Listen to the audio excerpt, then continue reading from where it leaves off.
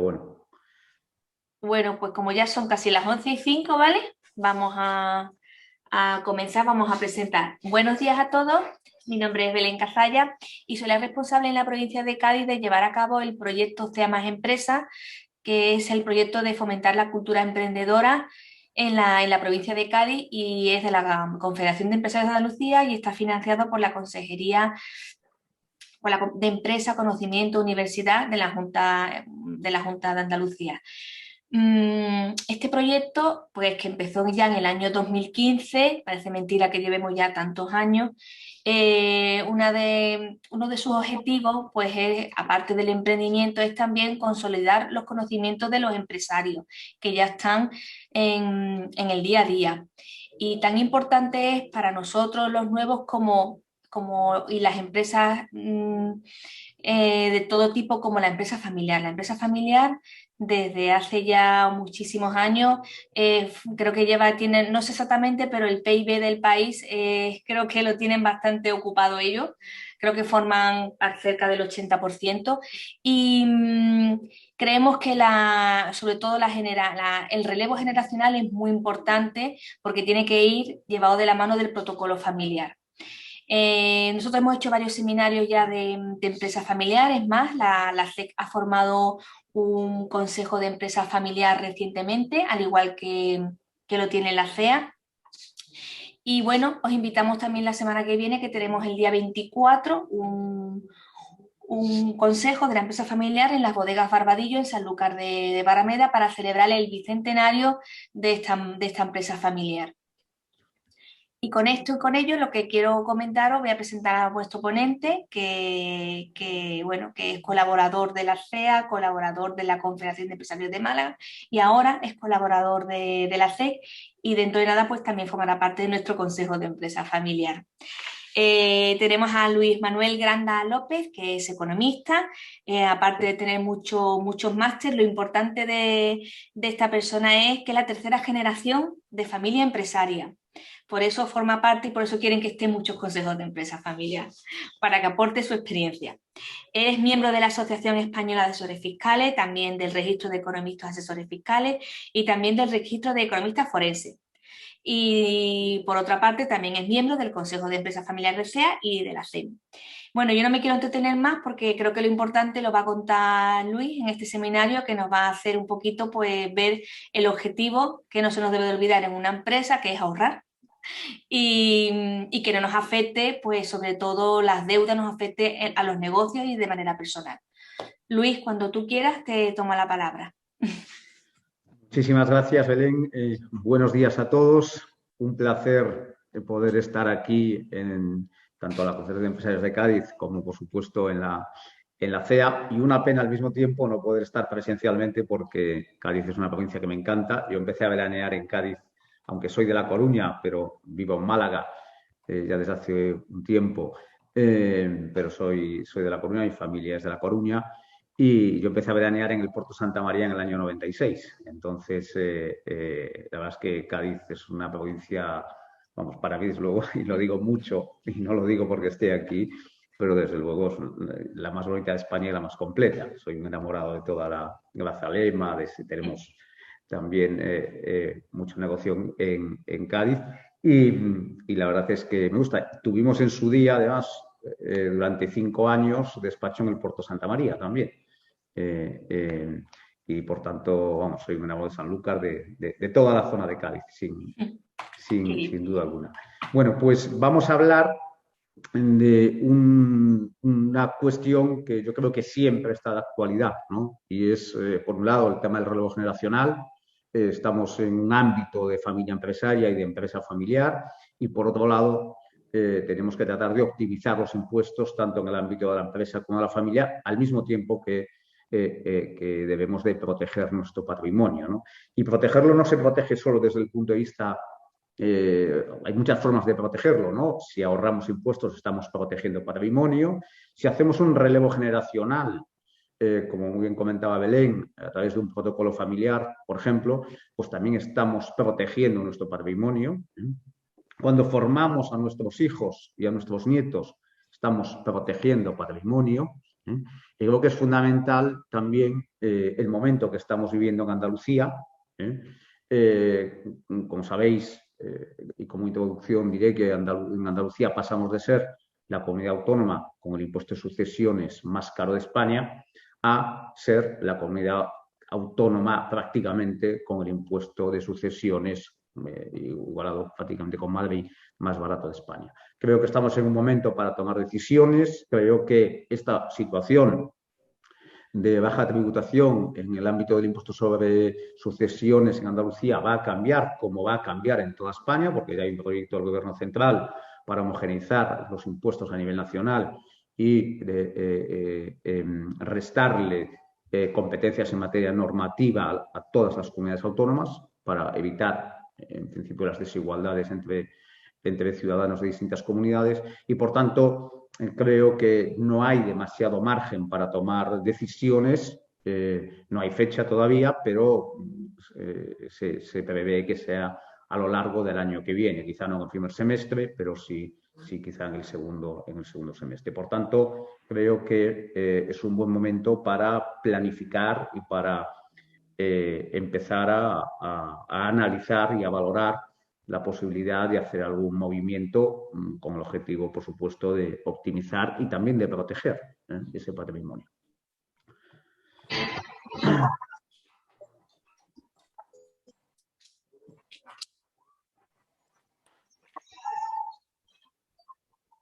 Bueno, siempre empezamos con esta música en nuestras conferencias, con estos corazones, porque el empresario familiar, sin duda alguna, pone todo su empeño, pone todo su corazón en la empresa familiar. Yo, como decía Belén, soy tercera generación de familia empresaria. Yo no estoy en la empresa familiar, somos 3 hermanos, es mi hermano pequeño el que está en la empresa con mi padre, que tiene 82 años y todavía no se ha jubilado y sigue trabajando 8 horas al día. Afortunadamente está muy bien de salud. Y yo, pues, ya hace casi 26 años, pues, fundé el despacho precisamente enfocado a esta materia por una necesidad de mi propia familia, ¿no? Entonces, creo que es fundamental este concepto que aparece en el título, que es aprendiendo a heredar, ¿no? Creo, después daré algunas pinceladas y algunas, bueno, voy a intentar compartir lo que yo, como miembro de una familia empresaria, pues he hecho con mi hijo, simplemente pues para si esto puede ayudar o puede estimular o puede fomentar, porque creo que es fundamental, cuando estamos en el ámbito de una familia empresaria, hay que ser conscientes de que los nietos van a ser socios entre sí, y que los hijos van a ser socios entre sí. Cuando un niño tiene 8 años y es miembro de una familia empresaria, en principio está predestinado a ser socio accionista de una empresa familiar. En principio, al menos accionista. Entonces, creo que es fundamental que formemos a nuestros hijos y a nuestros nietos en el ámbito de los negocios, en el ámbito del mundo empresarial, al margen de la formación académica al uso. Yo siempre digo que el miembro, un niño que es miembro de una familia empresaria no puede tener la misma formación, con todos los respetos, que el hijo de un funcionario del ayuntamiento, por ejemplo. ¿Por qué? Porque van a tener vidas distintas, se van a tener que enfrentar a cosas distintas. Entonces, creo que hay que formar y creo que hay que sensibilizar a los miembros de la familia a todas estas cuestiones desde edades muy tempranas. Porque al final, sean o no empresarios, su conocimiento, esa experiencia, son valores que vamos transmitiendo a los miembros de nuestra familia empresaria. Porque los objetivos de la familia empresaria hay muchos. Nosotros en el despacho, después de mucha reflexión, pues al final los hemos resumido en estos, ¿no? Ser felices y vivir en bienestar con uno mismo y con el entorno cercano. Esto implica, por supuesto, el resto de la familia, esto implica, por supuesto, en el ámbito empresarial también. Sin duda alguna, preservar el patrimonio empresarial a través de un adecuado relevo generacional y, por supuesto, el patrimonio no empresarial. No debemos olvidar que un miembro de una familia empresaria es un eslabón de la cadena. Si yo recibo patrimonio de mi padre, mi obligación como una familia empresaria es entender esto como un legado que yo debo de transmitir a mi hijo, por lo menos el mismo que yo recibo, por lo menos. Si puedo aumentarlo, todavía mucho mejor. Cuando hablamos de patrimonio, hay mucho tipo de patrimonio. Hay patrimonio cultural, hay patrimonio empresarial, hay patrimonio inmobiliario. Cuando digo cultural, por supuesto, me refiero en su amplio, me refiero a la formación también, me refiero a una serie de cosas, ¿no? Entonces, creo que cada generación tiene la obligación moral de mejorar con respecto a la generación anterior. Y creo que eso es una enseñanza para las siguientes generaciones, que es fundamental para que lo entiendan así, ¿no? Y, por supuesto, como tercer objetivo, evitar problemas en la empresa y en la familia, es decir, vivir en armonía. Y esto implica tomar decisiones en 4 ámbitos. Cuando estamos hablando de una familia empresaria, intervienen 4 ámbitos que son el personal, el familiar, el empresarial y el patrimonial. Dependiendo de la situación en cada uno de estos ámbitos, de la familia, incluso de la persona, pues tomaremos unas decisiones u otras. Pero en cualquier caso, debemos de planificar. Esto es un tema de planificación, tanto en el ámbito fiscal, en el ámbito mercantil, en el ámbito hereditario, en cuanto a tema de testamento, y por tanto debemos de establecer un plan de acción. Porque no se trata solo de pensar, se trata de ejecutar. Porque podemos estar toda la vida pensando y no ejecutamos. Entonces, creo que es fundamental que todos estos planes de acción sean planes de acción calendarizados, con un calendario de ejecución. Porque esa es la forma de hacerlo tangible, esa es la forma de que todo esto se lleve a cabo, ¿no? Y el empresario familiar, la empresaria familiar, por supuesto, debe de trabajar desde este ámbito que estamos hablando, al margen de lo que es el negocio en sí mismo, debe trabajar 5 puntos. Testamento del empresario fundamental, de la empresaria, y de los sucesores.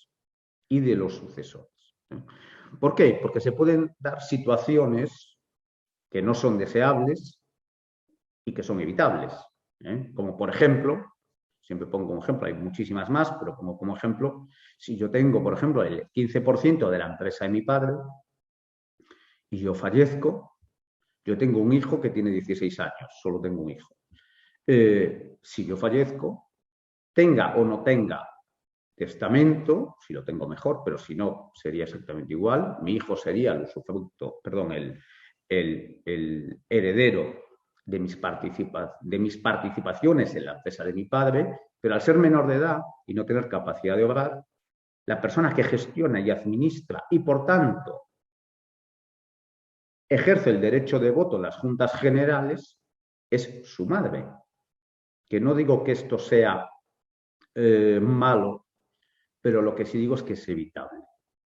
¿Por qué? Porque a lo mejor esta persona pues, está fuera del ámbito empresarial o no, pero simplemente la empresa familiar es una cuestión de ámbito familiar. Y por tanto, las personas, en este caso, padres, madres, políticos, familia política, entendemos que no deben de intervenir, salvo excepciones muy concretas, que no deben intervenir en la gestión o en la toma de decisiones en el ámbito de la empresa familiar, porque eso se debe de mantener en la línea de sangre. Entonces, el testamento de un empresario debe ser un testamento trabajado y pensado. Yo siempre digo que cuando le preguntamos a los empresarios si tienen testamento, siempre nos dicen lo mismo. Bueno, hay muchísimos que todavía no tienen el testamento y cuando lo tienen, pues lo han hecho pues, de una forma muy rápida, porque así van de viaje al extranjero, tenían ahí un cierto miedo a que pasara algo y por tanto va a su notario de confianza y le dice que hace el testamento y el notario le dice, pues esto es muy fácil, si tienes 2 hijos, herederos por partes iguales y tu mujer usufructuaria, ¿no? O tu marido. Claro, este es el testamento para un empleado por cuenta ajena que tiene una casa, un coche y a lo mejor un piso en la playa. Este no es un testamento para un empresario que administra varias sociedades, que tiene patrimonio inmobiliario dentro y fuera de las sociedades, que tiene responsabilidades. ¿Por qué? Porque este testamento no resuelve nada. No resuelve absolutamente nada. Se tienen que poner de acuerdo los hijos en todo. Y en muchos casos, cuando hay un fallecimiento repentino, con un desconocimiento total de todo. Entonces, creo que es fundamental planificar esto. Después daremos algunas pautas. Planificar esto en base a una situación real, en base a la situación de la familia en cuanto a lo personal, a lo patrimonial y a lo empresarial. Un régimen económico matrimonial del empresario y de los sucesores, fundamental. En esto hemos avanzado mucho en España. Segundas generaciones ya prácticamente todas se casan en el régimen económico de separación de bienes. Y bueno, hay que decir que esto, la separación de bienes, ha tenido muy mala prensa tradicionalmente.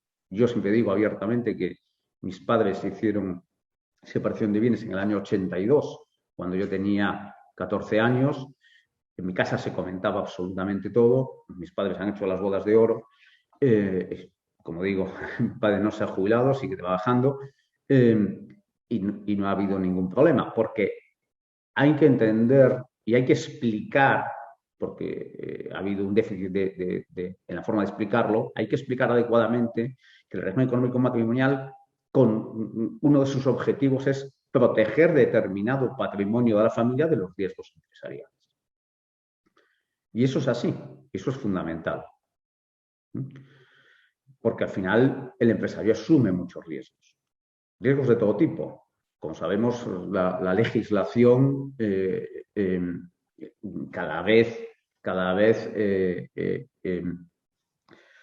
aporta mucha más responsabilidad a la figura del administrador, a la figura del empresario. Entonces, debemos de proteger determinado patrimonio de los riesgos empresariales. Hoy tenemos riesgos de tipo fiscal, de tipo mercantil, de tipo el propio del negocio, riesgo extraordinario de causa de fuerza mayor, como ha sido el COVID. Tenemos riesgo regulatorio, me cambian las primas de las renovables, tenemos riesgo medioambiental, si tengo una empresa química, por ejemplo, o tengo una empresa de residuos. Entonces, riesgo laboral, por supuestísimo. Por tanto, debo de tratar de proteger determinada parte de mi patrimonio personal y de mi patrimonio familiar. Y eso se consigue también, además, con una estructura adecuada, una estructura societaria adecuada de planificación. Que tenga también unos estatutos societarios y unos pactos de socios extraestatutarios, si en alguna de las sociedades que participo tengo socios no familiares, porque hay que regular determinadas situaciones para evitar escenarios negativos y anticiparnos, es decir, hacer medicina preventiva. Y también un protocolo familiar y un plan de relevo generacional que es fundamental para regular las relaciones entre los miembros de la familia y entre los miembros de la familia y la empresa a lo largo de las siguientes generaciones. Además, debe de servir, como ya sabemos todos, para transmitir también los valores y para tratar de implicar también, porque debe ser un proceso también consensuado, tratar de implicar a los miembros de la familia en el ámbito de la empresa. Y todos estos 5 puntos están unidos por unas líneas azules que tratan de significar que todo debe estar perfectamente coordinado. Porque si yo tengo unos estatutos societarios que dicen una cosa, un testamento que dice otra, un protocolo familiar que dice otra cosa, cuando ocurre o cuando tengo que rescatar o recuperar algunos de estos documentos, pues claro, lo que tengo es un galimatías, lo que tengo es un jeroglífico. Por tanto, todo esto debe estar trabajado con un objetivo común. Debe de estar trabajado, como decía antes, con un plan de acción para ir acometiendo cada punto de forma coordinada con el resto de los puntos, ¿no? Y en ese sentido es fundamental también, como decía antes, el tema de la responsabilidad. Yo siempre digo que el empresario pequeño y mediano, que se podría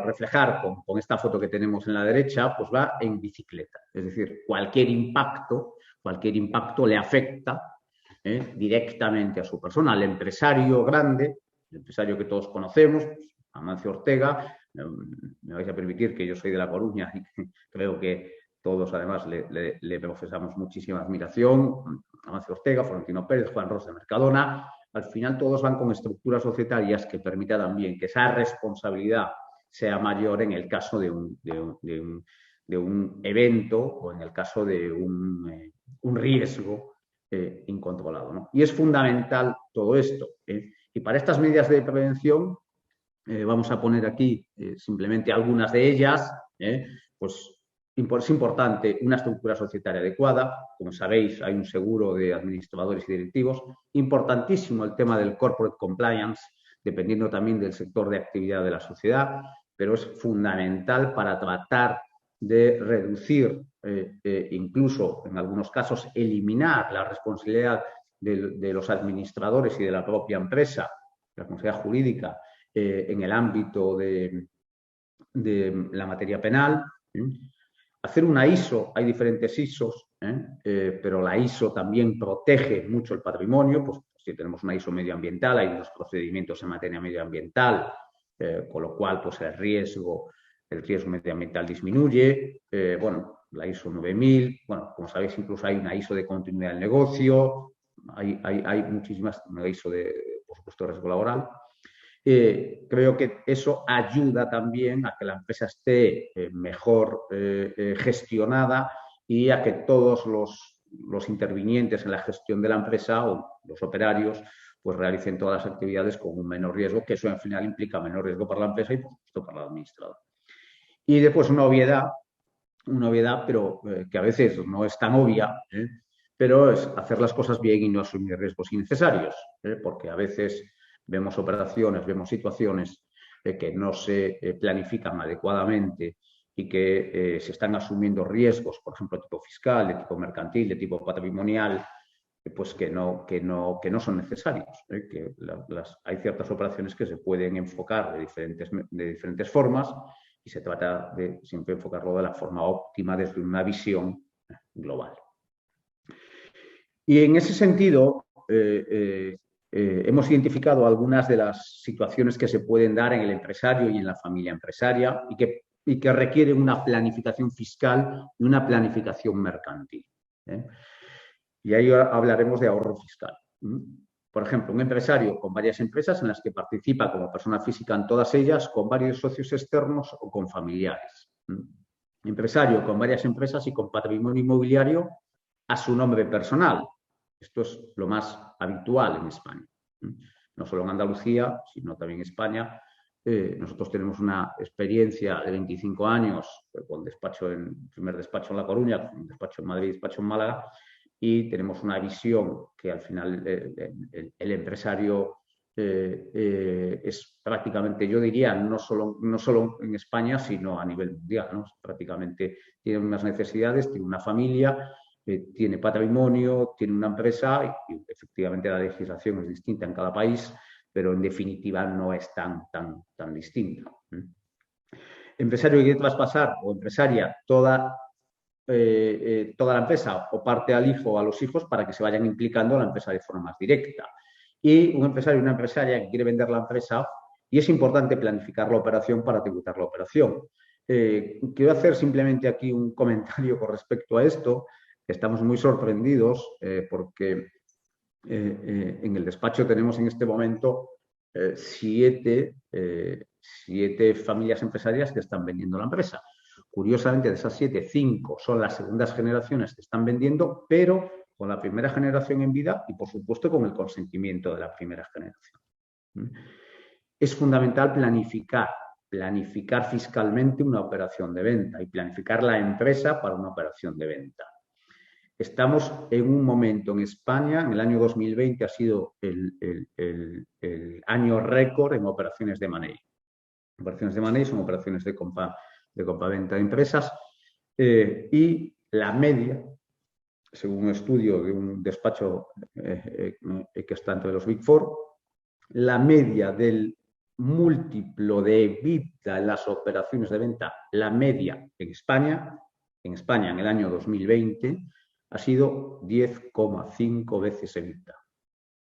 Eso quiere decir que si yo tengo un EBITDA, por hacerlo muy fácil, de 1 millón de euros, pues mi empresa vale así 10 millones.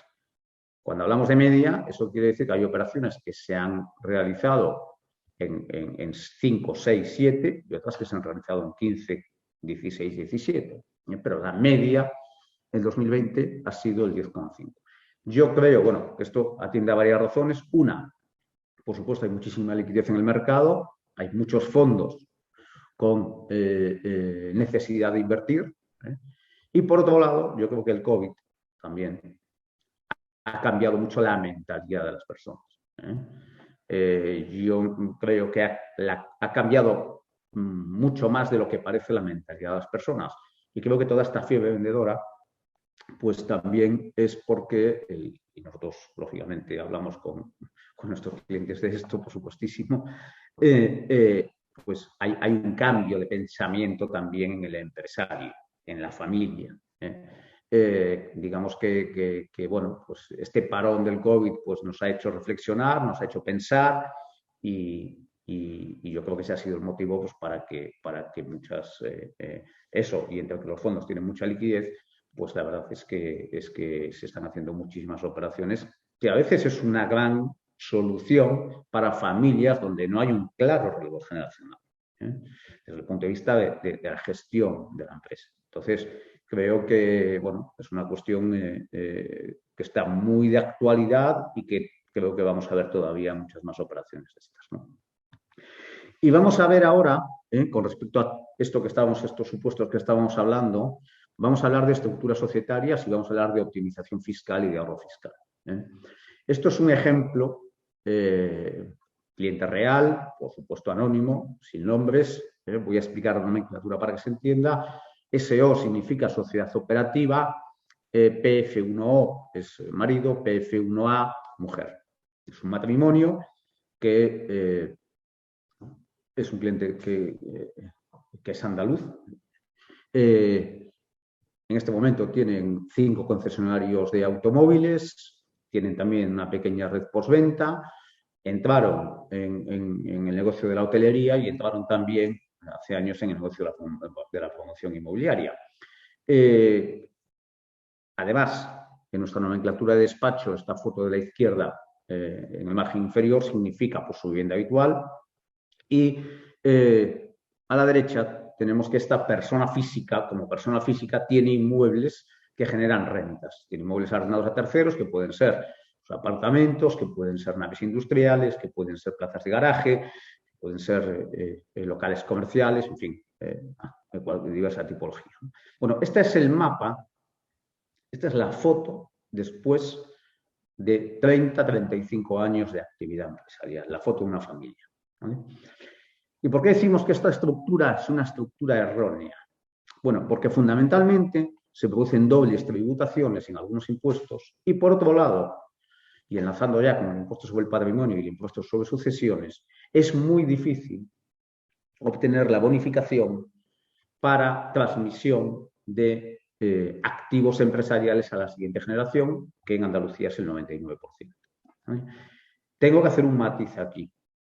Con respecto al impuesto sobre sucesiones, no es exactamente así, pero lo suelo explicar así, hay como 2 legislaciones. Realmente no es así porque es una legislación, pero hay una legislación que es la de, digamos, para todos los ciudadanos andaluces y hay otra legislación que es única y exclusivamente para empresarios. Esta legislación afecta a empresarios y a no empresarios y esta legislación solo afecta a empresarios.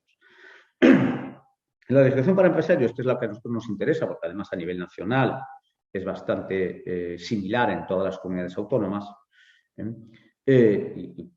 y hay una bonificación del 99% si se cumplen determinados requisitos para transmisión de la empresa familiar, sin límite de cuantía, sin límite de cuantías. Ahora bien, esta bonificación del 99% de impuestos sobre sucesiones me exige el cumplimiento de unos determinados requisitos con carácter previo, tanto en el impuesto sobre el patrimonio como en el impuesto sobre la renta, porque son los 3 impuestos que están perfectamente relacionados a efectos de relevo generacional en el ámbito tributario. Entonces, es muy importante que yo tenga una estructura que me permita además cumplir todos estos requisitos. Si yo tengo esta estructura, que es una estructura que en nuestro argot se llama estructura de peine porque el empresario participa de forma personal y directa en todas y cada una de las sociedades, pues claro, aquí no digo que sea imposible, porque realmente imposible a lo mejor con 3 o 4 sociedades no lo es, pero si tengo 300 sociedades, como tienen los grandes empresarios, pues a lo mejor sí sería ya imposible. Por tanto, debemos de tener una estructura que me permita crecer, que me permita diversificar riesgos y que al mismo tiempo me permita también cumplir con esos requisitos que me exigen el ámbito tributario para las bonificaciones, exención en patrimonio y bonificación en el del 99% en sucesiones. ¿Y por qué esta estructura es errónea? Bueno, pues primero porque se puso en dobles tributaciones. Por ejemplo, si yo quiero comprar un inmueble más, aquí a la derecha, voy a poner 2 ejemplos para que se entienda, 2 ejemplos totalmente distintos en cuantía. Si yo quiero comprar una plaza de garaje que cuesta 10.000 euros, pues eso no me genera ninguna distorsión financiera, en principio. ¿Por qué? Porque si tengo una sociedad, la sociedad me paga un sueldo, con ese sueldo yo puedo tener ahorrado los 10.000 euros y compro la plaza de garaje a título personal. O, si no los tengo yo, pues la sociedad me puede hacer un préstamo, que es una operación vinculada, socio-sociedad, que no tiene riesgo fiscal, siempre y cuando aplique valor de mercado en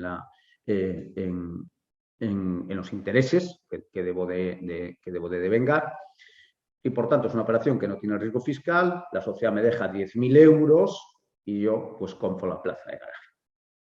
O, si no quiero hacer un préstamo, la sociedad me puede hacer un dividendo, suponiendo que tenga beneficios y que tenga reservas de libre disposición, con lo cual, bueno, pues esos 10.000 euros van a tributar a día de hoy al 19% en el impuesto sobre la renta, es decir, es un dinero que ya ha tributado en sede societaria en el impuesto sobre sociedades, cuando lo presento en julio, si mi ejercicio fiscal coincide con el año natural, y cuando lo integro en mi base imponible en el impuesto sobre la renta, vuelvo a tributar, pero a título personal ahora, y tributo el 19%. Vale.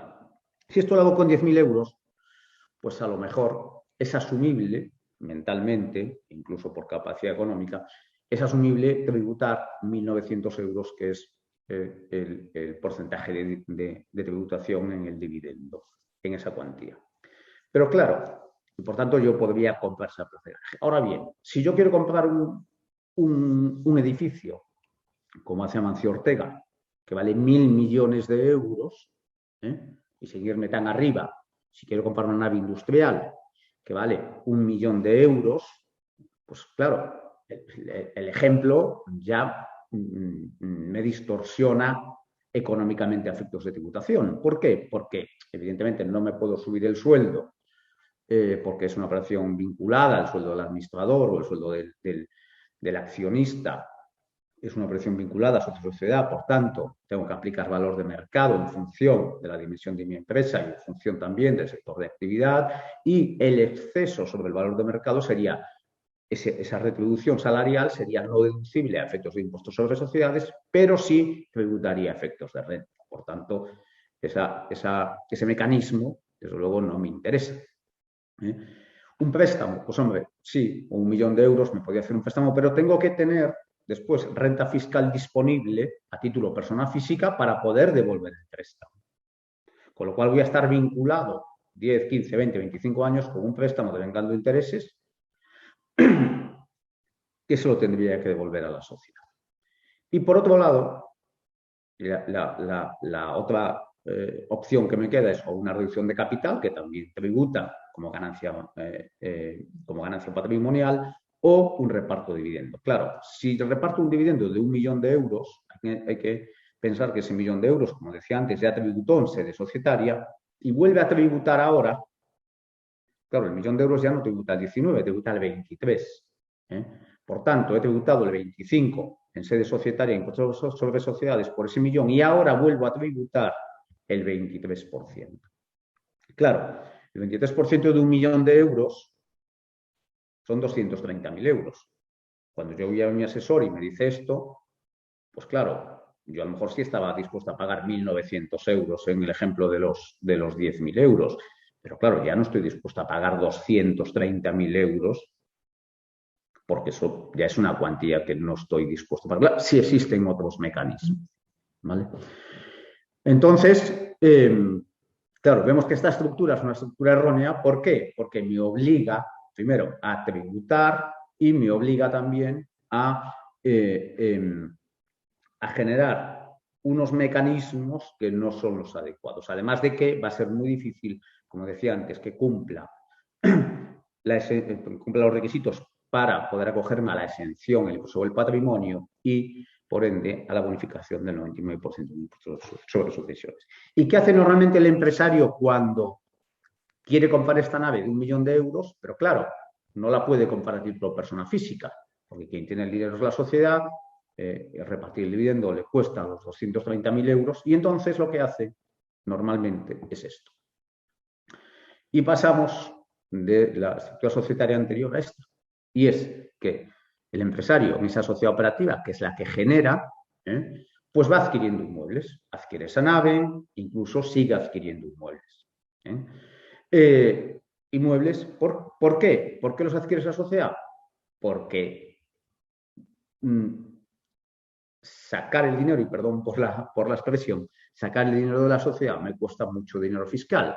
Entonces digo, bueno, pues como no estoy dispuesto a tributar eso cada año o cada 2 años, pues en esta misma sociedad operativa voy generando un patrimonio. Además de eso, si durante mi vida empresarial me ofrecen nuevos negocios, pues claro, como quien genera esa sociedad operativa, la sociedad que participa en esos nuevos negocios con socios externos, en muchos casos, pues es la propia sociedad. De tal manera que tengo una sociedad operativa que tiene riesgo empresarial, que tiene riesgo de mercado, que tiene riesgo mercantil, que tiene riesgo laboral, que tiene riesgo medioambiental, que tiene riesgo regulatorio. Y es donde tengo mi patrimonio. Porque en mi cabeza de empresario, aunque jurídicamente ese patrimonio esté dentro de la sociedad, en mi cabeza de empresario, ese patrimonio es ahorro familiar. Porque esos inmuebles están arrendados, pero un ático va a ser para mi hija, el bajo va a ser, las plazas de garaje las usamos nosotros. Entonces, claro, tengo todo mi ahorro familiar en una estructura y asumiendo todo, en la que estoy asumiendo todo el riesgo empresarial.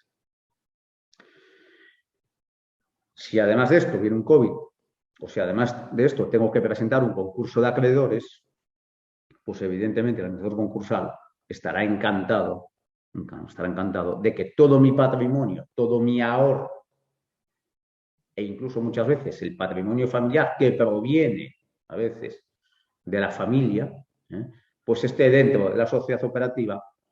Y claro, en estos casos, pues lo que se suele aconsejar, porque hay que tener siempre un ojo puesto en los posibles alzamientos de bienes, lo que se suele aconsejar cuando el problema ya lo tenemos es no hacer nada, porque además de eso la ley concursal establece 2 años de retroactividad. Eso quiere decir que tanto el juzgado como el administrador concursal va a revisar desde la fecha de presentación del concurso de acreedores, va a revisar todas las operaciones que se han realizado en los 2 años anteriores. Y esas operaciones pueden quedar anuladas si se entiende, y además de la responsabilidad que pueda haber, por supuesto, para el administrador o para el consejo, si se entiende que ha habido un menoscabo de la solvencia de la sociedad en beneficio de la familia o del patrimonio familiar. Por tanto, esta es una estructura también errónea porque estoy poniendo todo mi ahorro familiar, estoy poniendo todo mi patrimonio en riesgo empresarial. Entonces, ¿cómo hacen los empresarios? ¿Qué estructura debo de tener yo? ¿Cómo hacen los grandes empresarios? Bueno, pues la estructura que debo de tener va a depender, como decía antes, de mi situación personal, de mi situación familiar, de mi situación empresarial y de mi situación patrimonial. Y en función no solo de lo que yo tengo hoy, sino de hacia dónde quiero ir, dónde quiero estar dentro de los próximos 5, 10, 15 o 20 años. Porque esto es un tema de planificación. Y hay que tener una visión global de la empresa, del patrimonio, es decir, de todos los entes, para tomar las decisiones adecuadas y sobre todo hacer estructuras que también sean flexibles y que me permitan hacer modificaciones y crecer sin grandes costes fiscales, sin costes fiscales y sin distorsiones también financieras, ¿no? Entonces vamos a poner como ejemplo, como soy de La Coruña, voy a poner un ejemplo de lo que en esencia es la estructura que tiene Amancio Ortega.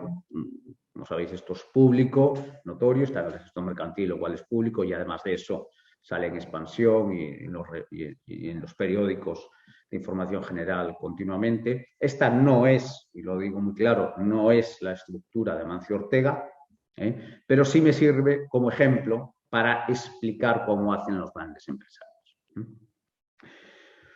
Como digo, esto no es exactamente así en la realidad, porque aquí tenemos el nivel de sociedades operativas, tenemos Zara, Massimo Dutti, Zara Home, Pull&Bear, como sabéis hay muchas más cadenas, y además no es así porque cada país tiene un Zara, es decir, Zara España S.A., Zara Portugal Ltd., Zara Marruecos, Zara Francia, Zara Estados Unidos, y eso es una estructura donde cada cadena tiene una sociedad por cada país. Todas esas sociedades operativas confluyen y consolidan fiscal y mercantilmente en una sociedad, que es SGAC 3, que es un término acuñado por nosotros, que es Sociedad Gestora de Activos Globales, que en el caso de Amancio Ortega es Inditex, y es la sociedad que cotiza en bolsa y la que aglutina toda la actividad textil de la familia Ortega. Bueno, pues, ¿cómo hace Amancio Ortega para recibir todos los años, y estos públicos están en Google, 1.500 millones de euros? El año pasado ha sido un poco menos por la pandemia, acaba de percibir ahora, hace creo que una semana, 10 días, 600 millones de euros de dividendo. ¿Cómo hace Amancio Ortega para recibir todo eso y tributar hasta el 31 del 12? Hasta el 31 del 12 del 2020, tributar cero. Ahora, eso lo ha modificado desde el 1 de enero para las empresas que facturan más de 40 millones de euros. Por supuesto, Inditex está en ese rango y van a tributar. Antes había una exención plena para todos, ahora sigue habiendo una exención plena, es decir, deducción del 100% del dividendo en el caso de empresas que facturen menos de 40 millones de euros, pero cuando la empresa factura más de 40 millones de euros va a haber una exención del 95%. Es decir, el 5% no se tributa, y esto quiero aclararlo, no se tributa por el 5% del dividendo. La base sobre la que se aplica el tipo del dividendo es el 5%. En este momento la base máxima es el 23%, por tanto yo tributaría el 23% del 5% del dividendo distribuido. Bueno, supongamos que estamos en diciembre del año, o que facturamos o en diciembre del año pasado, o que facturamos menos de 40 millones de euros. Pues estas sociedades operativas reparten dividendo. Cuando reparten dividendo entran en Inditex sin tributar, y cuando, como digo, si facturamos menos de 40 millones de euros y antes del 31 de 2020. Cuando Inditex reparte dividendo, si yo tengo 1.000 euros en acciones de Inditex, a mí pues me corresponderán pues 1 euro, ¿no? Inditex me paga 1 euro en mi cuenta bancaria, automáticamente ya me retienen el 19%, que va a coincidir en ese caso con la tributación del dividendo, y a Amancio Ortega le corresponde por su 59,24, que todavía mantiene Inditex, le corresponden pues 1.500 millones de euros, haciendo el número redondo. Bueno, pero Amancio Ortega no participa en Inditex de forma personal y directa, sino que lo hace a través de una sociedad, esta es GAC1, que se llama Gatler, que es la sociedad que detenta todas sus participaciones en Inditex. Entonces, cuando él recibe el dividendo, no lo recibe Amancio Ortega persona física, lo recibe una sociedad que obviamente está controlada por él al 100%. Entonces, esta sociedad, estos 1.500 millones de euros entran en Galder, en SGAC 1, sin tributar. Y una vez que los tengo ahí, los llevo a S1, que es una sociedad que conoceréis porque sale muchísimo más en el periódico, que es Pontegadea, que ha comprado, bueno, por supuesto, la Torre Cepsa de Madrid, Torre Picasso en Madrid, edificios en Paso de Gracia, la sede de Facebook en Estados Unidos, ha comprado también la sede de Amazon en Estados Unidos, bueno, tiene inmuebles por todo el mundo con una cartera inmobiliaria de hoy de 15.000 millones de euros.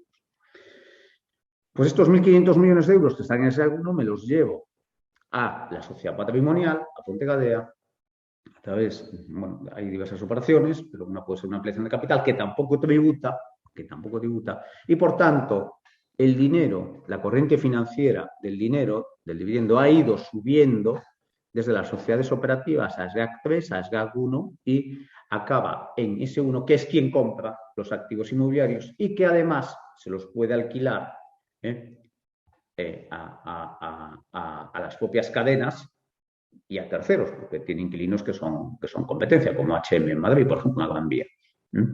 Entonces,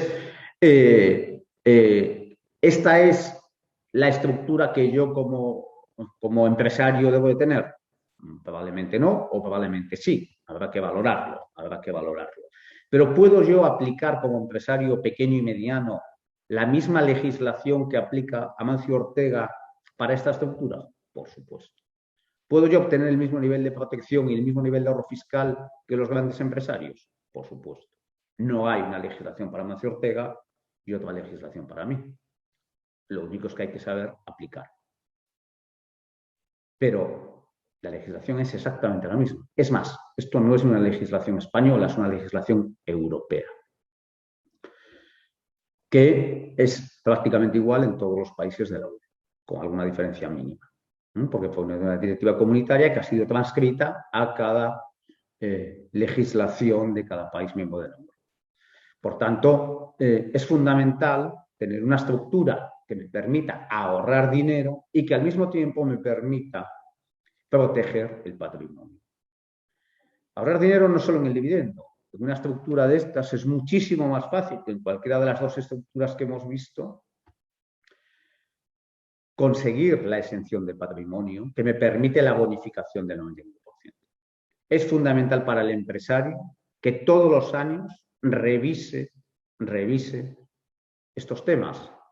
¿Por qué? Porque cuando uno fallece tiene que haberlo cumplido con carácter previo o en el mismo momento. Pero claro, como no sé cuándo voy a fallecer, tengo que estar cumpliéndolo siempre, por si fallezco, que lo tenga perfectamente ganada esa exención y esa bonificación. Y es fundamental esto. Y esta bonificación, en principio, digo en principio porque todo apunta a que no, pero nunca se sabe, en principio no va a cambiar. Sí va a cambiar la legislación que hay en Andalucía para la que he explicado antes, para empresarios y no empresarios, que sería la misma, pero esta que es únicamente para empresarios, yo creo que no va a cambiar. ¿Por qué? Y no va a cambiar por una razón de peso. Y así se pone en la exposición de motivos de la ley de impuesto sobre sucesiones. Estas bonificaciones no son para favorecer al empresario per se, porque sí. Esta bonificación, lo que subyace en esta bonificación es el mantenimiento del empleo. Es decir, si no existe esta bonificación del 99% de transmisión del patrimonio empresarial, si yo recibo la empresa de mi padre, voy a poner un caso exagerado, que la empresa de mi padre tenga un valor de 1.000 millones de euros, yo tendría que tributar el 36,5, que es el marginal máximo en Andalucía, el 36,5 de eso. Pero ojo, lo tengo que tributar a título personal física. A título personal física. Si la empresa de mi padre vale 1 millón de euros o 10 millones, tengo que tributar 3.650.000, haciendo un número muy rápido. Quizás sería un poquito menos, pero estaríamos en el orden de los 3,5 millones. Pero claro, a título personal física. La empresa puede valer 10 millones de euros, pero yo no tengo por qué tener 10 millones de euros ni 3,5 millones de euros. Entonces, claro, ¿esto a qué obligaría si fuese así? Obligaría a que yo tengo que vender la empresa para generar liquidez para poder pagar el impuesto. Entonces, esta bonificación es para transmisión de la empresa familiar, incluyendo activos inmobiliarios afectos a actividades empresariales. De tal manera que mi hijo va a tributar como máximo el 36,5%, que es el marginal máximo, del 1%, si tengo la bonificación del 99%, es decir, el 0,365%, prácticamente nada. Prácticamente nada. Entonces es fundamental planificar este tipo de cuestiones. Tener una estructura que me permita optimizar todos los impuestos, optimizar el impuesto sobre sociedades, optimizar el impuesto sobre la renta, optimizar además el impuesto sobre patrimonio y el impuesto sobre sucesiones. Y esto debe hacerse con una visión global de conjunto, en donde mi patrimonio inmobiliario pueda estar incluido dentro de todas esas bonificaciones. Y esto requiere una planificación, obviamente, una planificación fiscal, más allá del día a día fiscal, requiere una planificación de todo el conjunto del patrimonio, del empresarial y del no empresarial. Y esta planificación, pues en el ámbito nacional, pues se pueden acometer varias operaciones, ¿no? Pues como decía, una estructura holding, una estructura patrimonial, a través de una reestructuración societaria, pues escisiones de rama de actividad, por supuesto que son operaciones que pueden no tributar si se cumplen los requisitos y hay motivo económico válido, que es un concepto técnico tributario, para poder acogerse al régimen fiscal de fusiones y escisiones, de tal manera que estamos haciendo operaciones de reestructuración sin tributar. Es decir, el pasar de este tipo de estructura a este tipo de estructura, en principio, no tributa por ningún impuesto, ni por plusvalía del ayuntamiento. Si estas operaciones se pueden acoger, esa es la idea y para eso, con ese objetivo se hacen, se pueden acoger al régimen fiscal de fusiones, escisiones, aportaciones de activo y canje de valores, que exige también unos requisitos, pues es un tema de planificación. Entonces, al final lo que tenemos es una estructura donde el pasar de la estructura que tengo a una estructura óptima no va a tributar o puede no tributar si reunimos los requisitos para aplicar ese régimen, y al mismo tiempo después de tener esta estructura tengo todas las bonificaciones ganadas. Con lo cual es fundamental, porque esto es un ahorro fiscal puro. Hay otras operaciones que se pueden hacer también, como capitalización por compensación de créditos, ventas de unidades productivas no estratégicas, diversificación, es decir, hacer segregaciones, hacer escisiones por riesgos y por negocios, venta de la sociedad, una venta a terceros o una venta a familiares. Y aquí quiero hacer un pequeño hincapié. No voy a hablar mucho de relevo generacional desde el punto de vista de protocolo familiar, pero sí quiero hacer un hincapié en lo que es para mí la gran trampa de las empresas familiares. Y son las participaciones minoritarias. Es decir, si yo tengo un 15% de la empresa de mi padre y yo no trabajo en la empresa de mi padre, como así es, no obtengo dividendo, pues porque no hay una política de dividendos establecida, de dividendo mínimo, y porque se reinvierte todo. Ese 15% vamos a suponer que tiene un valor de 1 millón de euros, por hacer una cuenta fácil. Yo tengo 1 millón de euros en patrimonio. Suerte si ya no tributo. En principio puedo cumplir los requisitos para no tributar por ese millón en el impuesto sobre el patrimonio. Claro, pero yo tengo, en abstracto, tengo 1 millón de euros. Pero ese 1 millón de euros no es real. Y no es real por lo siguiente. Y esto debe hacer pensar mucho cuando hacemos el testamento, cuando hacemos protocolos familiares. Porque claro, yo tengo 1 millón de euros, pero no lo puedo vender. Estoy seguro que ninguno de nosotros pagaría 1 millón de euros por un 15% de una empresa en donde sabe que no va a tener ningún poder de decisión y donde el resto de los socios son hermanos. salvo que sea con un fin malicioso para reventar la empresa.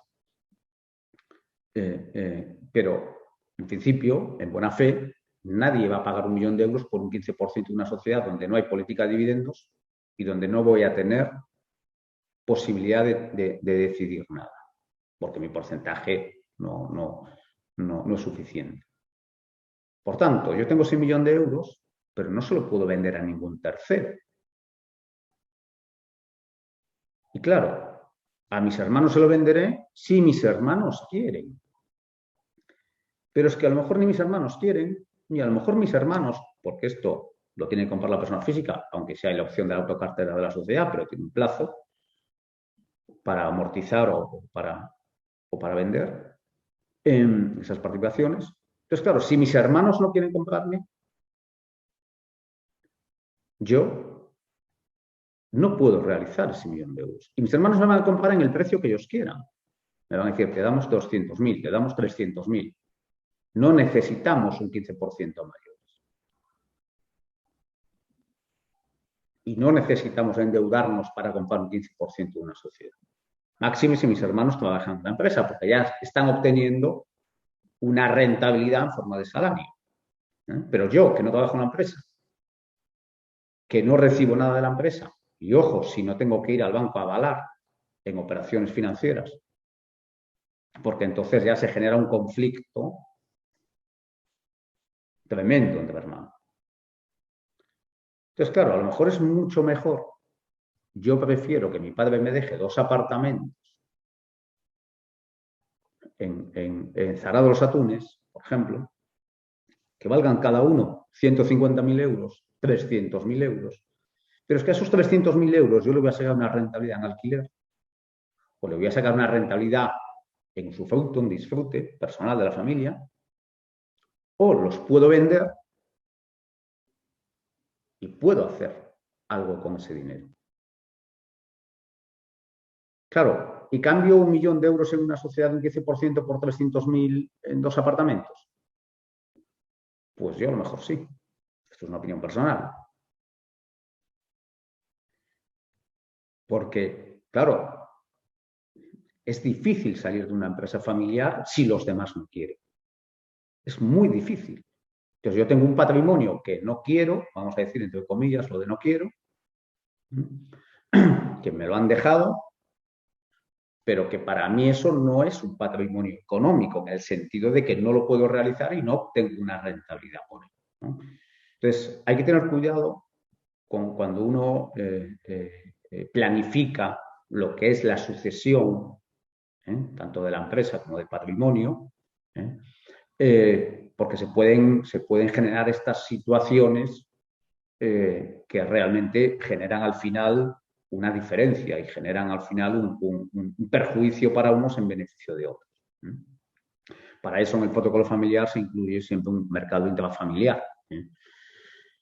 Bueno, no quiero extenderme mucho en el tema del protocolo porque sé que en la Confederación hay bueno, algunas jornadas sobre este tema, algunas las ha impartido Antonio Treviño con muchísimo acierto, que además lo conozco mucho y tengo muy buena relación con él, y estoy seguro que bueno, que en ese sentido todo el mundo tiene la información. Pero es fundamental recalcar este tipo de cuestiones porque después afectan también a las relaciones personales entre los miembros de la familia, ya no solo las relaciones empresariales, sino también las relaciones personales, ¿no? Y por eso, una de las estructuras adecuadas, como decía antes, el tema de la entidad holding y la sociedad patrimonial, ¿vale? La entidad holding, simplemente dar una pincelada, sí, tiene que tener un objeto social tipo de la entidad holding. Es una sociedad que participa en otras sociedades y lo que se le exige son los medios materiales y humanos suficientes para el ejercicio de la actividad. Como sabemos, la legislación siempre va por detrás de la realidad y efectivamente hoy en día yo puedo estar gestionando un patrimonio, una sociedad holding y todas sus participadas, y voy a exagerar, desde las Bahamas con un ordenador y un teléfono conectado en la playa por wifi. Entonces, creo que la legislación debe de ir adaptándose a la realidad, a la realidad tecnológica y a la realidad de movilidad que hay hoy a nivel global, y creo que es un reto para la legislación española todo esto. Sobre todo también el tema de las sociedades patrimoniales, ¿no? Porque, como sabéis, aunque se ha ido evolucionando en la legislación para que una empresa con patrimonio inmobiliario se considere que realiza una actividad económica empresarial, y eso tiene mucha influencia en el tema de la exención en el patrimonio, tiene mucha influencia en el tema de la bonificación del impuesto a las sucesiones. Sabéis que en España, hace años, había el doble requisito de local afecto exclusivamente a la actividad y una persona contratada a jornada completa. Persona, en principio, ajena. Esto ha ido evolucionando y ya hace como, si no recuerdo mal, entre 3 y 4 años, se ha eliminado el requisito de local afecto exclusivamente a la actividad, porque evidentemente no tenía sentido, y también se ha, vamos a decir, rebajado, o se han ido admitiendo por vía de consulta y por vía de resolución de la Dirección General de Tributos, que esa persona que está contratada a jornada completa, dependiendo de la carga de trabajo, dependiendo del volumen de patrimonio, pues pueda ser incluso subcontratada a través de una agencia inmobiliaria. Bueno, ahí hay que ver cada caso concreto, hablando de carga de trabajo, hablando de volumen, porque es fundamental. Y en esta línea de sociedades patrimoniales de viviendas, hay un régimen fiscal especial interesantísimo, que obviamente tiene unos requisitos de cumplimiento, pero que hay muchas familias que lo cumplen perfectamente, muchísimas, y que son las entidades de arrendamiento de vivienda, que me exige un mínimo de 8 viviendas, tiene una bonificación, perdón, del 85% de los ingresos por arrendamiento, y eso implica que prácticamente su tributación permanente en impuestos de sociedades es tendente a cero. Con lo cual, tengo una sociedad patrimonial que me estoy ahorrando el 25% del impuesto sobre sociedades. Repito, sí cumplimos los requisitos para poder aplicar el régimen de forma óptima. Y quiero simplemente hablar un minuto de las comunidades de bienes, porque nosotros llevamos, como decía yo, aunque soy de La Coruña, pero llevo muchos años, llevamos 15 años trabajando en Andalucía. Empezamos trabajando por Jaén, por la provincia de Jaén, por circunstancias, y trabajamos en toda España y, por supuesto, en toda Andalucía. Y nos hemos encontrado, la verdad es que desde el primer momento, una gran cantidad de comunidades de bienes en Andalucía que no hemos visto en otras comunidades autónomas. Quizás sea por los propios latifundios, quizás sea por el tema de la tierra, pero simplemente quiero decir que las comunidades de bienes son unas entidades muy conflictivas a efectos tributarios, muy conflictivas, que nosotros nunca recomendamos,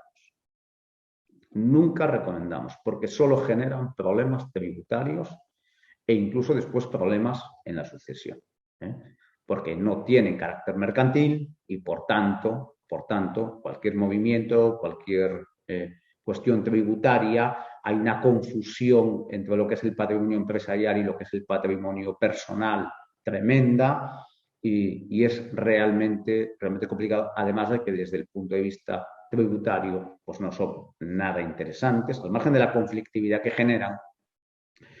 Pues no son nada interesantes. Por tanto, sí quería hacer simplemente esa mención, porque hay que intentar transformar todas estas comunidades de bienes. Por supuesto, hay que atender a cada caso concreto, obviamente, pero digamos que en términos generales hay que tratar de transformarlas en sociedades limitadas, porque son realmente mucho más fáciles de manejar tributariamente, de gestionar, incluso a efectos sucesorios, incluso a efectos de protocolo familiar, a todos los efectos.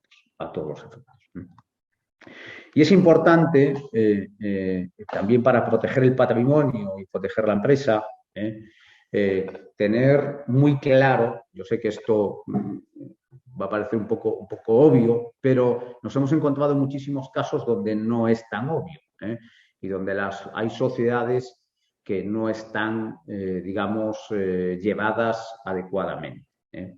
Hay que tener una vigilancia, no permanente, pero sí de vez en cuando, sobre los temas de estatutos, tener una contabilidad ordenada, ya digo que parece una obviedad, pero según en qué tipo de negocio, pues esto no es exactamente así, unos libros mercantiles presentados, unas cuentas anuales presentadas, vuelvo a decir que reconozco que esto es un poco obvio, pero es importante tener nosotros como empresarios la confirmación de que esto se ha hecho.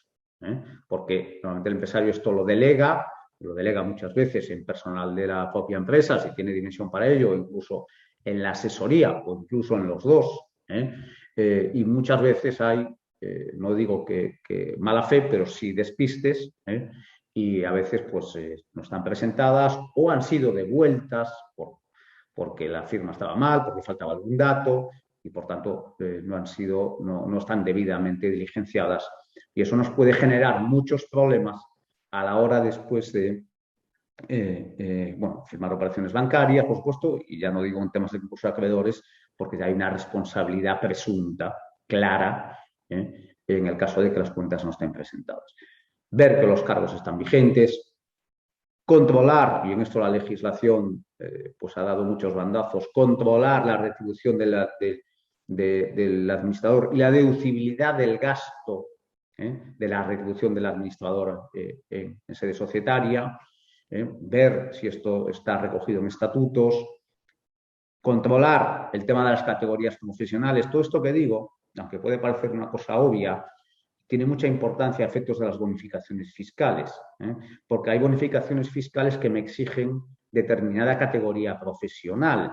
Y si yo a lo mejor soy auxiliar administrativo, que no lo soy, pero es lo que tengo en la nómina, por decir algo, o soy, no sé, comercial, porque la hice hace 20 años y así quedó, pues claro, eso después va a tener unas consecuencias a efectos de las bonificaciones porque puedo no cumplir los requisitos que me exige la legislación. Ver el tema de actas, fundamental. Un tema muy importante, muy técnico, pero en sociedades que están sobrecapitalizadas, lo cual no es bueno, que las sociedades estén sobrecapitalizadas financieramente. Hay que controlar muy bien el ratio de la tesorería para que no suponga más del 50% del activo, porque en ese caso se entiende que esa tesorería puede estar no afecta y por tanto esa sociedad puede dejar de ser una sociedad operativa para convertirse en una sociedad patrimonial. Son cuestiones todas muy técnicas, pero que son fundamentales porque en función de estas cuestiones, de cómo tenga estas cuestiones, puedo aplicarme o no las bonificaciones. Bueno, el tema de activos esenciales para el tema de la transmisión. Bueno, esto es algo que normalmente controla también incluso el notario. Y bueno, y después hay un tema importantísimo que son el tema de los poderes otorgados. Hay que saber a quién, si tengo un director financiero que, por ejemplo, ya no está en la empresa, pues hay que saber si todavía ese poder está vigente, si debo revocarlo. Bueno, este tipo de cosas a veces son importantes, incluso entre familiares. Y vigilar mucho también las operaciones vinculadas a socio-sociedad, en concreto los temas de préstamos, de aportaciones, de retiradas, porque todo esto también después influye mucho, como digo, en las bonificaciones y también influye en el riesgo fiscal que estamos asumiendo, ¿no? Y en concreto, vuelvo a repetir el tema del administrador, porque es fundamental la retribución del administrador que esté planificada adecuadamente, tanto en cuantía como en concepto y en forma, porque si no me pueden considerar que esta retribución es no deducible. Y cuidado con determinadas también operaciones que me las pueden calificar como una retribución, es decir, como un dividendo encubierto, y incluso puedo tener una cierta responsabilidad sobre esas operaciones. Cambiando un poquito de tercio, otro tema de planificación fiscal, como decía al principio de todo, en Andalucía, es la donación. La misma legislación que se aplica para sucesiones se aplica para donaciones. Es muy importante tener esto en cuenta porque, como decía al principio, en Andalucía estamos en un momento inmejorable, en un momento que probablemente no se vaya a repetir. no se vaya a repetir lamentablemente, ¿eh?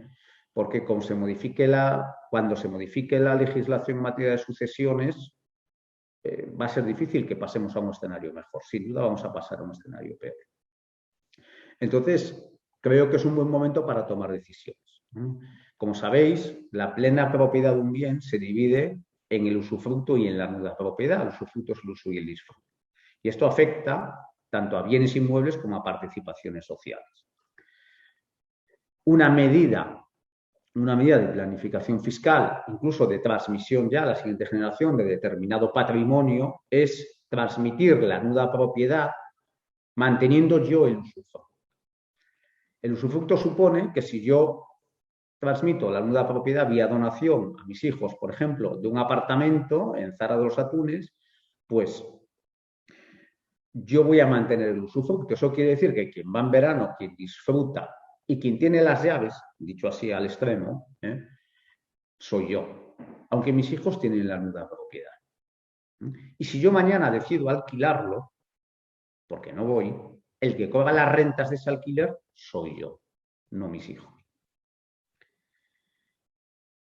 Entonces, cuando yo tengo una edad, pues más o menos en el entorno de los 65, que es el primer requisito objetivo que me exige la ley de impuestos de sucesiones en Andalucía, tener más de 65 años para donar por la vía de la transmisión de la empresa familiar, no de la otra legislación, digamos, para todos, por decirlo así,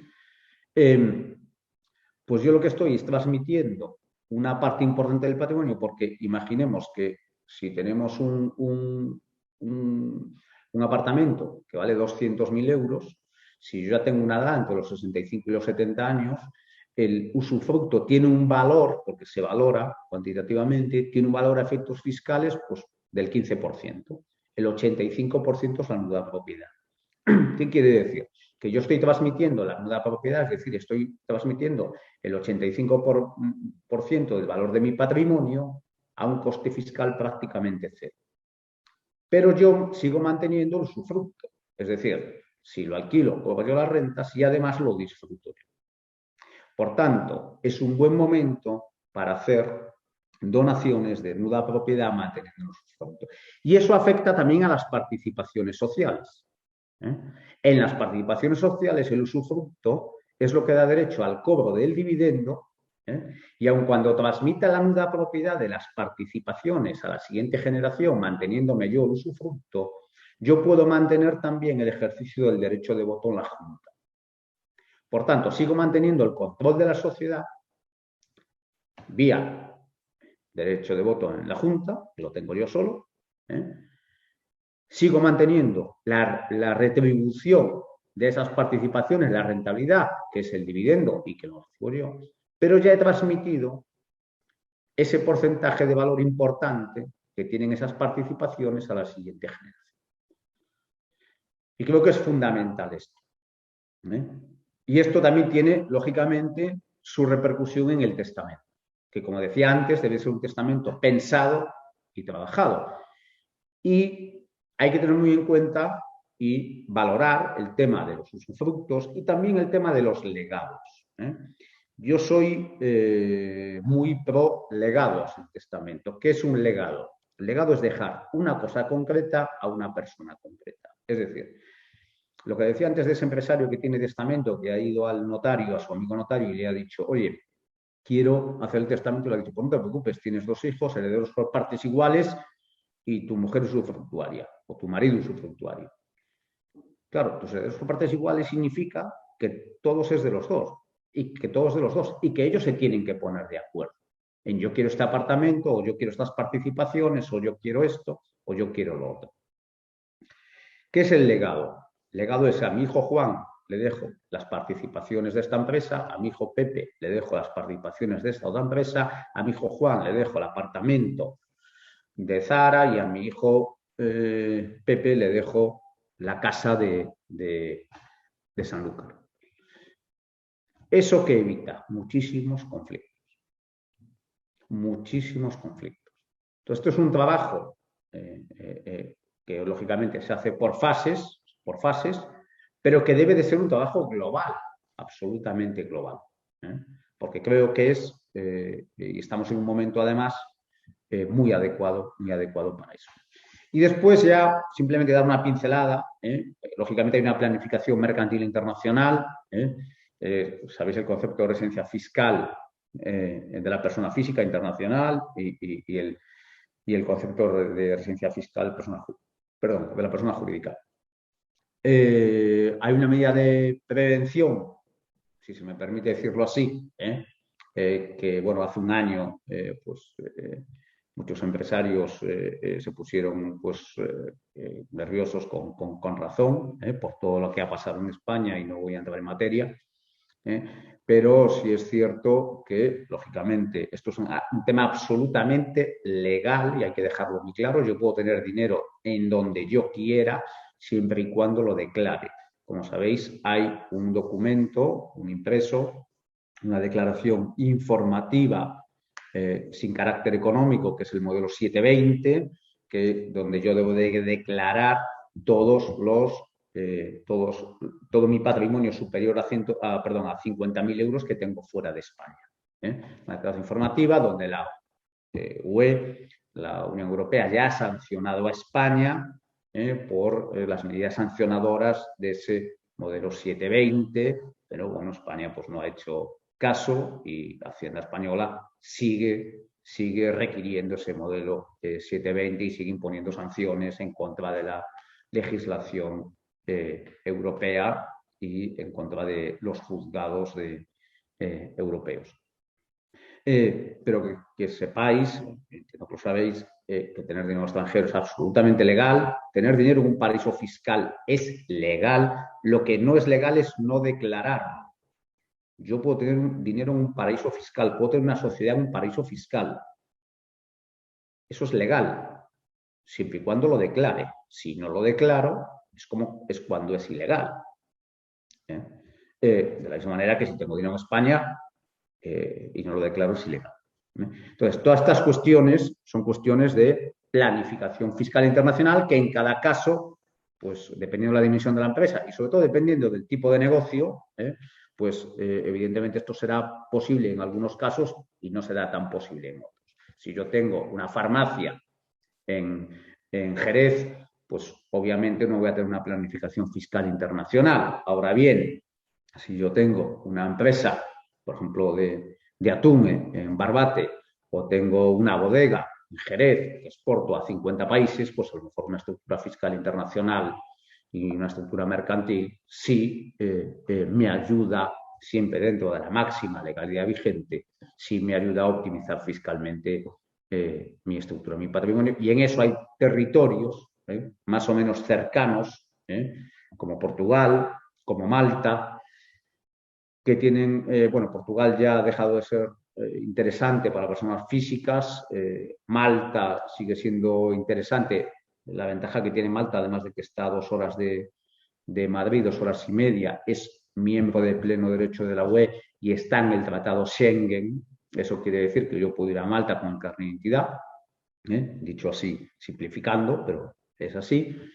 Irlanda, como sabéis, tiene un impuesto igual que Malta, tiene un impuesto sobre sociedades mucho más reducido que el español. La desventaja que tiene Irlanda es que, siendo país de la UE, no está en el Tratado Schengen, por tanto necesito el pasaporte para entrar y simplemente dejo ese dato ahí. Y después, en Latinoamérica, bueno, hay varios, está Uruguay, está Paraguay, bueno, ya son territorios un poco más lejanos y menos factibles, ¿no? Pero el caso de Malta, el caso de Irlanda, pues permiten planificaciones fiscales, repito, siempre dentro de el máximo cumplimiento de la legislación vigente, no solo la española, sino también la internacional en materia de precios de transferencia, en materia de concepto de residencia fiscal internacional, en convenios de doble tributación, por supuesto, pero que a veces en algunos casos pues es un tema muy interesante. Y cambiando un poquito de tercio, voy a hablar un poco ya de la parte mercantil.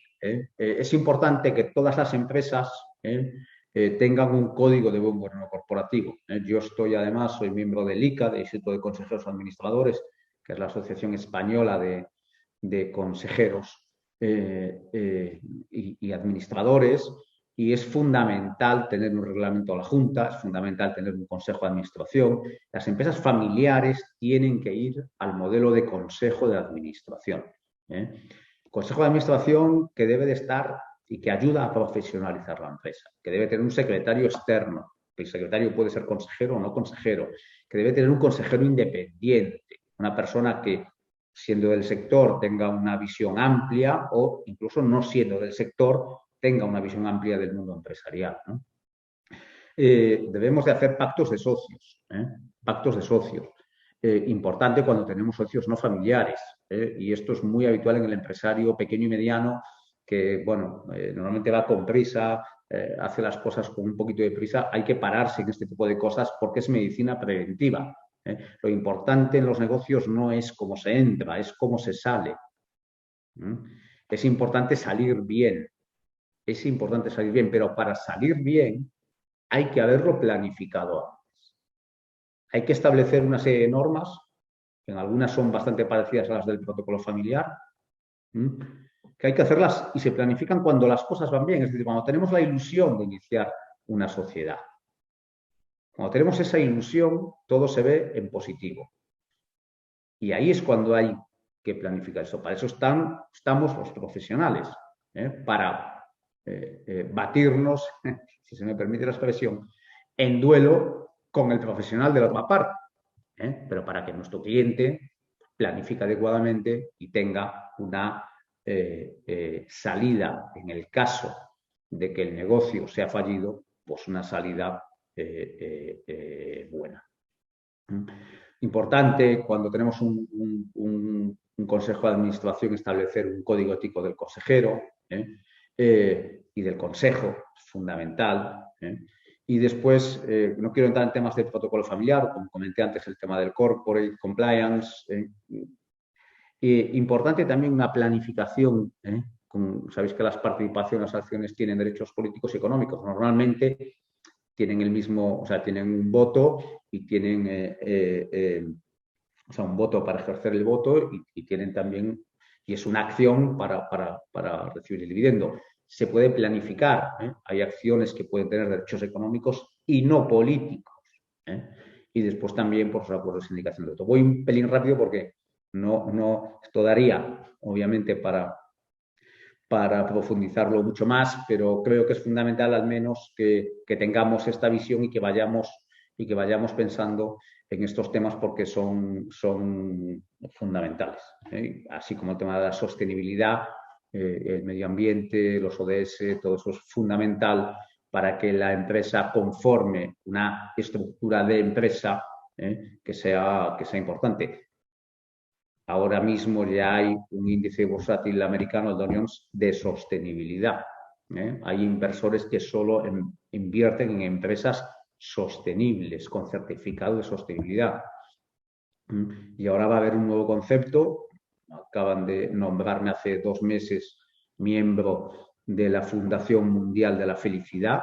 La Fundación Mundial de la Felicidad tiene como 2 secciones, la sección de la empresa y la sección de la familia. Me acaban de nombrar miembro, la sede está en Miami, miembro mundial por la sección de la familia, perdón, de la empresa. Y creo que es fundamental también que todos estos conceptos, la empresa familiar se vaya acercando a ellos porque va a ir en beneficio de la familia y en beneficio de la empresa. Y, por supuesto, de los empleados. Y sin querer tocar mucho tema digamos, de protocolo familiar o de la parte, digamos, más familiar del ámbito de la empresa familiar, sí quiero hacer mucho hincapié, porque nuestra presidenta del Consejo de la Empresa Familiar de NACEA, Maripaz Hurtado, siempre me hace mucho hincapié, me dice Luis, a las emociones porque es fundamental esto. Y así es, ¿no? Creo que hay que gestionar adecuadamente las emociones, hay que evitar problemas en la empresa porque son vasos comunicantes, la empresa, el patrimonio y la familia, y realmente si tengo problemas en uno, los voy a tener con mayor o menor incidencia a nosotros, ¿no? Es importantísimo la empresa comunicar, Yo sé que Antonio Treviño hace muchísimo hincapié en esto. Estoy totalmente de acuerdo con él. Hay que comunicar y ojo que los padres y los miembros de una familia comunicamos por acción y por inacción. Comunicamos por lo que hacemos y comunicamos por lo que no hacemos también. Y hay lenguaje corporal y hay lenguaje no corporal, como sabemos, ¿no? Bueno, esta es simplemente voy a comentar aquí un tema de configuración del patrimonio. Creo que es importante que todos hagamos como familia un ejercicio de configuración de nuestro patrimonio. Saber en estas tres tipologías, empresarial, inmobiliario y financiero, cómo está configurado nuestro patrimonio. Porque a la hora de una sucesión, a la hora de un relevo generacional, incluso desde el punto de vista tributario, esto va a tener muchísima incidencia. Y me va a ayudar a ver con claridad qué debo hacer o qué puedo hacer también. Porque la estructura de la familia va creciendo y lo que tenemos que evitar son problemas, porque en primera generación hay sintonía, en segunda ya hay menos sintonía y en tercera, pues lógicamente las diferencias todavía son mayores. Con lo cual, en la familia empresarial tenemos que aprender a gestionar las diferencias. Voy a poner esto simplemente, me ha gustado mucho esto, esto lo leí la semana pasada, que es una entrevista que le hicieron a Shaquille O'Neal, que fue jugador de los Lakers, una persona pues, con un gran patrimonio fruto de su esfuerzo como jugador en la élite, y él a sus hijos le dice esta frase, ¿no? No somos ricos, yo soy rico. Creo que es importante todo el tema de gestión del dinero, creo que es importante transmitir el valor del esfuerzo, creo que es importante el que los hijos y nietos de empresarios familiares, que obviamente se crían pues con una situación, vamos a decir, cómoda económicamente, pues que aprendan a valorar eso y que se transmita esa cultura del esfuerzo que hoy en día en España pues está tan denostada, ¿no? Bueno, simplemente decir que yo soy mucho más partidario del concepto de familia empresaria que de empresa familiar. El concepto de familia empresaria es mucho más amplio. La empresa familiar es una opción. El ser empresario es un estilo de vida. Y la empresa familiar es una opción. No es obligatorio trabajar en la empresa familiar. Yo puedo ser empresario por mí mismo fuera del ámbito de la empresa familiar, porque soy miembro de una familia empresaria y porque es lo que me gusta. Entonces hay que distinguir los distintos roles que puede tener los miembros de la familia en la empresa. Como decía, no es obligatorio trabajar en la empresa familiar. No es bueno que se piense así. Puedo ser, como sabéis, trabajador, directivo, estar en el consejo, ser accionista o incluso ser asesor externo y tener una vinculación parcial. Y ahora, si me permitís 3 minutos nada más, voy a compartir, como decía, yo tengo un hijo de 16 años y voy a compartir con el ánimo de fomentar, con el ánimo de ayudar, con el ánimo de estimular al resto de familias empresarias, que por supuesto me imagino que cada uno pues hace con su familia diversas acciones de ámbito empresarial. Yo voy a compartir lo que yo llevo haciendo con mi hijo desde que tiene 10 años. Mi hijo ahora está en Estados Unidos, se ha ido a estudiar el bachillerato, el primer bachillerato ahora en el verano, se quedará ya allí todo el bachillerato y toda la carrera, se quedará a vivir allí probablemente. Y me gusta mucho esta frase, porque tenemos que confiar en nuestros hijos, tenemos que confiar en el resto de miembros de la familia empresaria. Y esta frase dice, trata a una persona como lo que es y seguirá siendo lo que es, trátala como puede y debe ser y se convertirá en lo que puede y debe ser. Y en ese sentido, como digo, sin ánimo de ser ejemplo, pero sí de compartir y de estimular, el ejemplo más claro que hay de relevo generacional en España lo tenemos en el rey de España. ¿Por qué? Porque desde que nace le planifican una carrera en educación, carrera en formación, para ejercer un determinado cometido, que es ser rey. Si nosotros somos miembros de una familia empresaria, nuestros hijos van a ser empresarios o accionistas, pero van a estar muy cercanos a la empresa familiar y al mundo empresarial. Yo desde los 10 años empecé a llevar a mis hijos a congresos de líderes mundiales. Empezamos en Madrid, fuimos algunos en el extranjero, después aquí en Andalucía hemos ido siempre a la Andalucía Management, que creo que es mañana o pasado, que yo no puedo estar, precisamente me voy a Estados Unidos. Y claro, y voy a explicar esto en un minuto. Cuando quise matricular a mi hijo en este congreso, no me dejaban matricular. Tuve que estar hablando con personas de la organización durante 15 días para al final llegar al jefe y explicarle por qué quería yo que mi hijo fuera esto, porque no podía ir porque no tenía 18 años.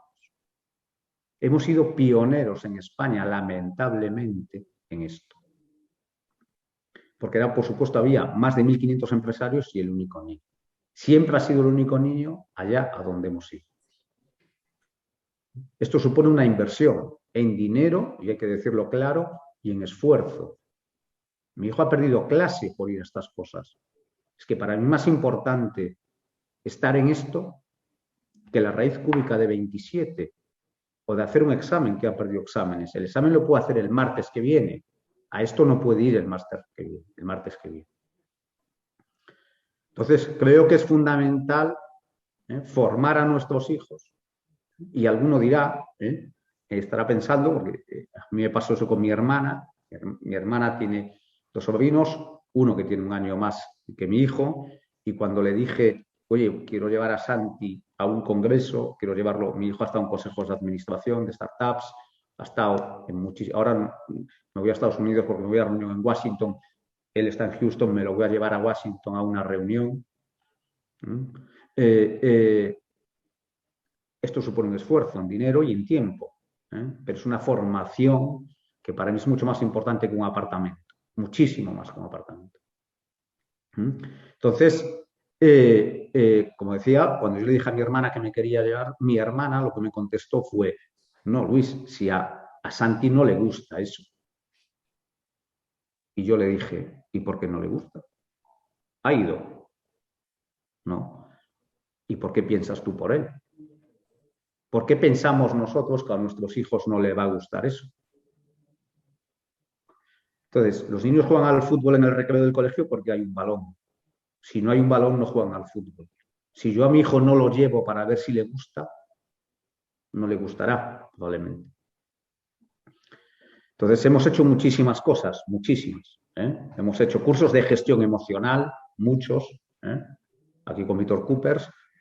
Y una cosa que siempre hacíamos, porque ahora pues ya se ha ido a Estados Unidos, es que cada vez que íbamos a un curso de estos, yo hablaba con su tutora para que diera una pequeña conferencia a sus compañeros de clase para explicar lo que él había aprendido. Hemos creado 1 año y medio de la pandemia en nuestro despacho de Madrid, una Pymes Kids, que es lo mismo que Masterchef Kids o La Voz Kids, pero para niños empresarios.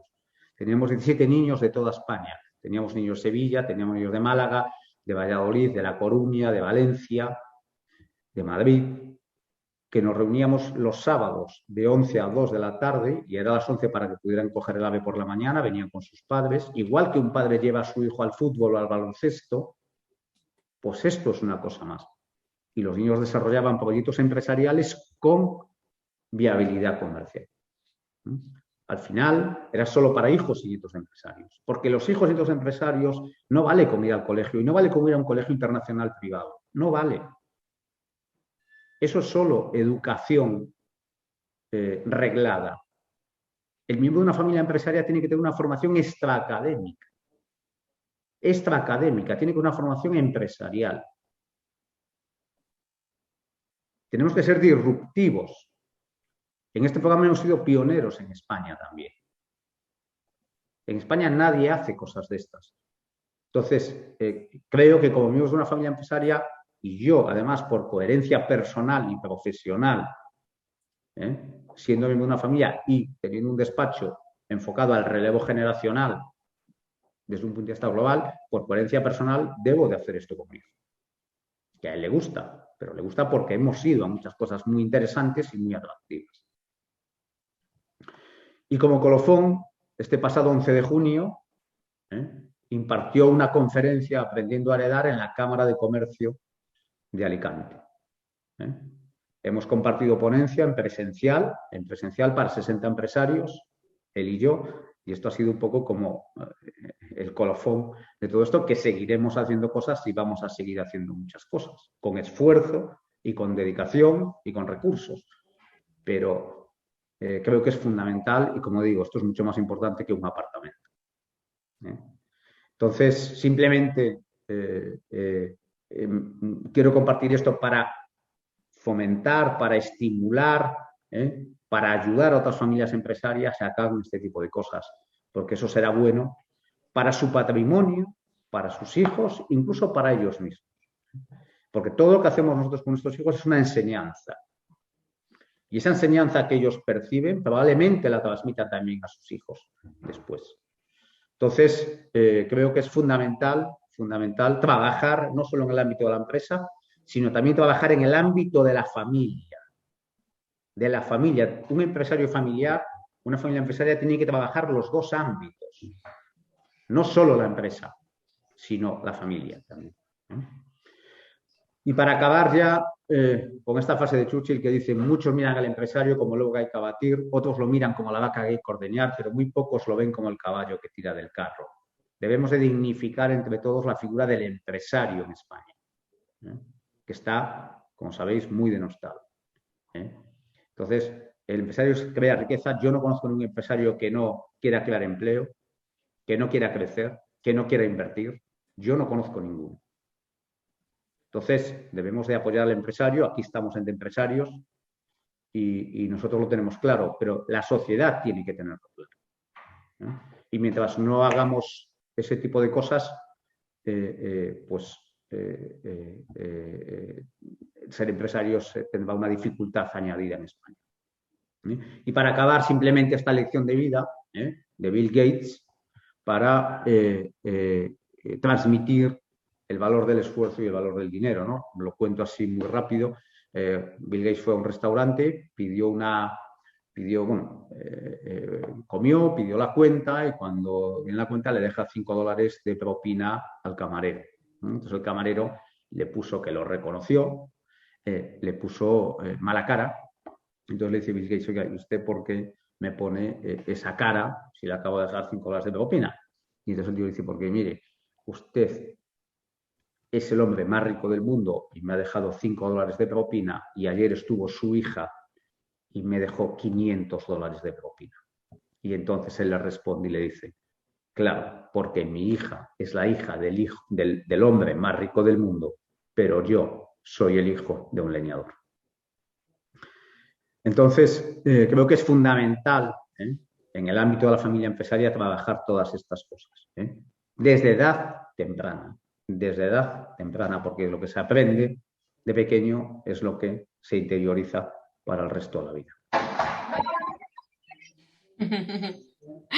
Muchísimas gracias, Luis. Creo que esta última reflexión sobre el relevo generacional entre padre e hijo y la enseñanza a ello es muy importante y es una de las cosas que deben de trabajarse en la empresa familiar. Bueno, hemos aprendido muchísimo, pero sobre todo a mí lo que me queda claro es que sin planificación no vamos a ningún lado, pero en cualquier aspecto de la vida. Y sobre todo en la empresa familiar, si uno tiene estructurado el protocolo, no tiene estructurado la fiscalidad, pues al final la empresa se va a pique, desaparece, como has comentado antes. A ver si alguien está interesado en hacer alguna pregunta, si alguien tiene alguna duda o quiere que le explique algo en especial. Quizás nos hemos liado, yo por lo menos me he liado un poquito más cuando hemos empezado a hablar como el tema de Inditex, de para arriba, para abajo, sociedad, ahí nos hemos perdido quizá un poquito, los que no entendemos, pero de verdad se nota que porque es el hombre más rico. Ya entendemos. Los pequeñitos pagamos mucho más que los más ricos, eso lo sabemos ya. Pero bueno, ahora a ver si a alguien te interesa, Luis. De momento todo el mundo está muy contento, le ha encantado la ponencia y a ver si alguien se anima a preguntar algo. Yo te quería preguntarte una cosita. Hay veces que hay familias que no son empresarias, pero que sí que tienen un patrimonio grande, que tienen una finca, que tiene pisos, que tiene... Y al final esas familias es como si fueran una empresa, porque al final cuando llega el impuesto de sucesiones porque alguno muere, al final como no tengas planificado eso, también se paga mucho impuesto. ¿Hay manera de organizar esos patrimonios de familias que no son empresarias, pero que sí tienen gran patrimonio? Bueno, vamos a ver, aquí de lo que se trata efectivamente, eso en Andalucía ocurre muchísimo, sobre todo con las fincas, con temas del mundo agro, ¿no? Temas sobre todo olivar, con todo el olivar que tenemos aquí, y bueno, y el azúcar, perdón, el arroz, ¿no? En Sevilla, bueno, tenemos toda la parte del vino en Cádiz, efectivamente, pero los grandes beneficios están siempre para las actividades empresariales. Quiero decir, si tenemos activos inmobiliarios ociosos quiero decir, para uso propio o simplemente sin arrendar, simplemente pues, que están vacíos, pues, por motivo que sea, pues efectivamente eso tiene poco encaje dentro de las bonificaciones fiscales. De lo que se trata es de que ese patrimonio realice una actividad empresarial para que se pueda acoger a esa bonificación que hay para transmisión de activos empresariales y de patrimonio empresarial a la siguiente generación. Hoy en día también es un buen momento porque si tenemos una bonificación del 99% aquí con un límite, pero que es muy interesante también para poder hacer alguna donación, pero hay que hacer un matiz en esto. En las donaciones en Andalucía, amparadas en la, y vuelvo al ejemplo que había puesto, amparada en la legislación para todos, Sí. la de todos, hay que tener cuidado porque puede tributar en el impuesto sobre la renta por ganancia patrimonial. Vale. Es decir, si yo compré un piso en 100.000 euros y ahora vale 150.000 y lo dono, si la Junta me dice que ahora vale 150.000, hay que aplicar valor de la Junta valor de mercado, que se entiende que es el valor de la Junta de Andalucía, pues claro, quizá la donación no tribute, perdón, o tribute muy poquito, pero es que voy a tener una ganancia patrimonial de 50.000 euros en renta. Claro. Hay que tener cuidado con este matiz. Cuando dono dinero, no, porque en el dinero no hay ganancia patrimonial. Claro. Pero si dono activos revalorizables, o sea, también se puede dar el caso contrario, y es que pueda tener un activo que lo he comprado en el año 2006, en el pico de la burbuja inmobiliaria, y que hoy en día esté valorado por la Junta de Andalucía más bajo, con lo cual tendría una pérdida que también es compensable en IRPF con ganancias patrimoniales que tengan en el futuro.